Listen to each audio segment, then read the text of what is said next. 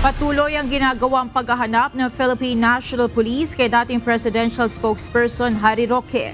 Ayon kay PNP Public Information Office Chief, Police Colonel Jean Fajardo, bumuo na sila ng tracker team na siyang nag-iimbestiga sa posibleng kinaroroonan ni Roque na ipinaaresto ng Kamara dahil sa hindi pagsipot sa mga pagdinig. Sinabi rin ng PNP na kasama sa sinusuri ng tracker team ang IP address o posibleng lokasyon ng mga video na pinupost ito sa social media.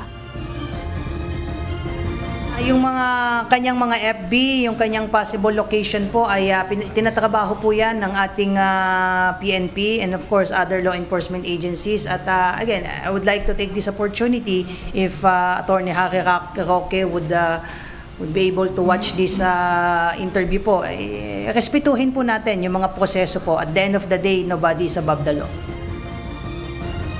Una na sinabi ng PNP na hindi natagpuan si Roque sa dalawa nitong address ng puntahan ng mga pulis. Naniniwala rin ang pulisya na hindi pa nakalalabas sa bansa si Roque batay sa impormasyon mula sa Bureau of Immigration.